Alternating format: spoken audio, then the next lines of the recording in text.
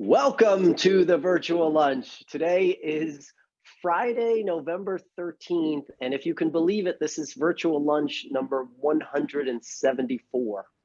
John Greenblat, the co-founder of Legal Innovators, is with us today. I was at Sherman and Sterling for 40 years and then retired and was observing things about big law and corporate legal departments. We had managed to get ourselves into a ridiculous arms race where we were unnecessarily escalating the pay scale for junior associates and using an antiquated system of hiring that was creating tremendous friction with clients. Because if you start paying $200,000 a year as the starting salary for somebody with no experience, and you add in all the law firm costs that go with that, they end up having to bill 500, 600, or at least what they believe if they're going to get their profit margin for that person. It's really created in law school now a have and have not set of law students, which is you either thread that needle after 1 year of law school and get overpaid. And clients are pushing back big time.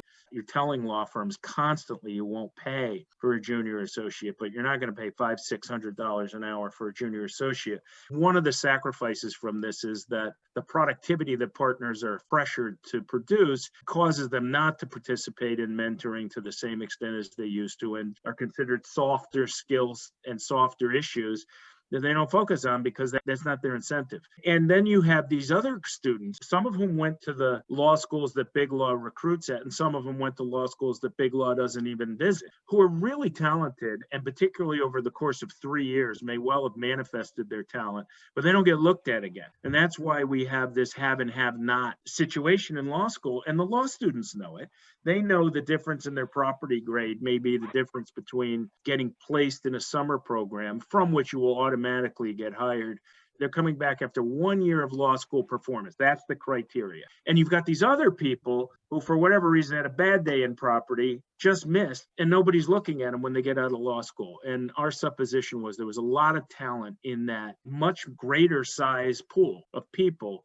And the second thing, I had co-founded Sherman's Diversity Committee 1990. Our main focus was discussing how we could recruit and retain more diverse attorneys and promote them up the ranks and ultimately make partners out of them. The law profession is about where it was.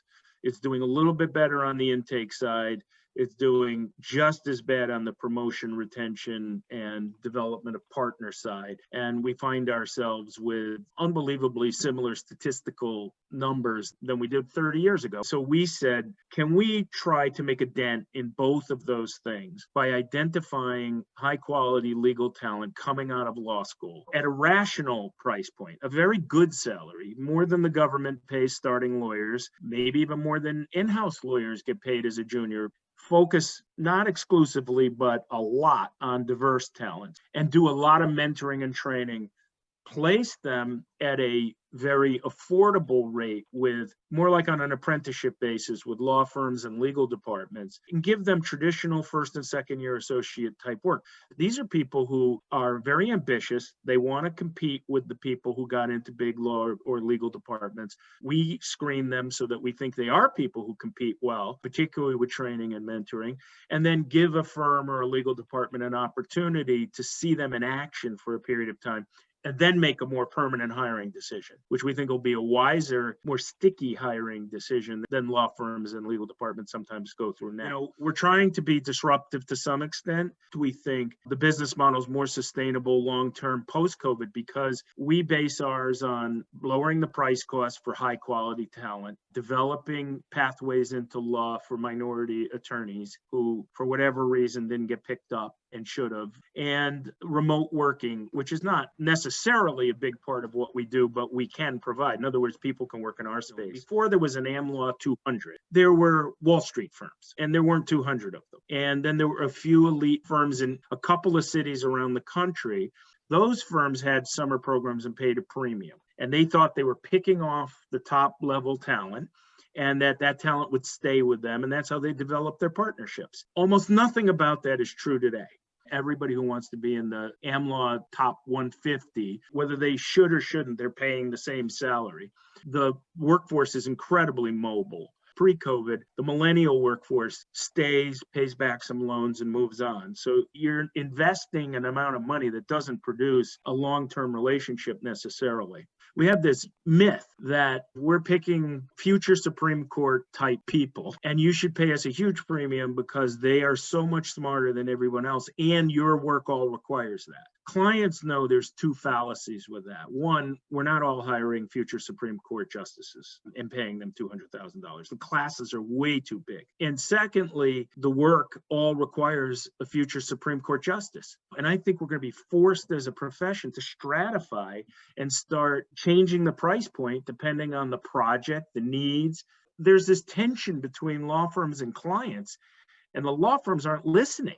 And I don't think that's a long-term sustainable place for law firms to be. When AmLaw wrote an article about us, a whole bunch of law schools reached out to us and said, would you see our students? And that's top 10 law schools and schools that Big Law doesn't always visit, both. Every school has students who they are still trying to place as 3Ls, and nobody's coming back and looking at 3Ls. We're trying to get people who missed but compete. But there are people in that tier in really good law schools that didn't get picked up for whatever reason. So we went to the deans of the law schools and said, what's a price point that will get us the quality that we need? Because we want to have people who are high quality, but that allows us to build them out at a rate that is market sustainable. They told us we should be at $100,000 or above, but in that range, that competes well. It's really a respectable price point that allows them to pay back loans, et cetera. We do a 3-week boot camp that focuses on professional skills, like what does it take to succeed in a legal department or a law firm? And we deal with practical skills. So there's a litigation side, and then there's a transactional side of it. After that 3 weeks, then we're comfortable placing them for a term with a law firm or legal department who will supervise their work and give them their assignments for a period we negotiate. Our hope is they'll be brought in full time. We want them to fly away from us, and we stay in touch with them by mentoring throughout. There's some surge needs, and we have made ourselves flexible to take on those surge needs. So I was just talking to a law firm partner today. He doesn't have authority to hire a full-time junior associate, but he needs a junior associate. And this is a way potentially for him to bring somebody on that can do the work. He can evaluate over time, and if the person does really well, then he'll hire them down the road. And that works for us. We're not going to move the dial if we don't do something different, because the way we've been trying to do it since I was involved in 1990 with the diversity committee isn't producing sufficient results. If we keep trying to go after the same kids and we just have more law firms competing for them, we're going to be exactly where we have been for 30 years in 10 more years. And you can put as many mission statements up as you want about George Floyd. If you don't do something creative and different and take some risks on people and bets, you're not going to make a difference. Law firms operate by consensus. So you get the head of recruiting who lives with the recruiting problems every day and says the recruiting model today is so stupid and broken, it's beyond belief, but has to still partner on the executive committee who went through the recruiting process 25 years ago and thought it worked. And then you have the diversity officer who loves the model, but has to work with someone in the firm. There's a lot of buy-in you have to get at the law firm level. Will law firms change?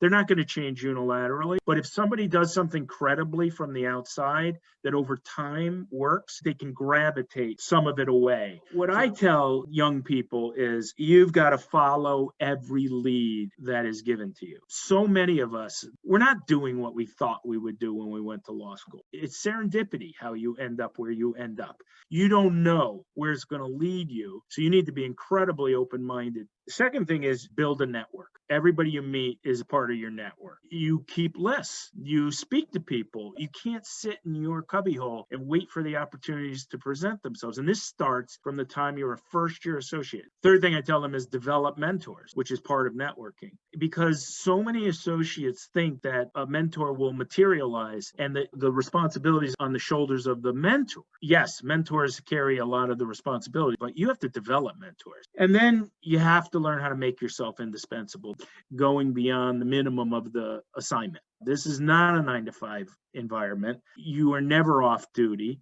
People don't care how junior you are if you make them look good, and you are indispensable. Jonathan Greenblat, Legal Innovators.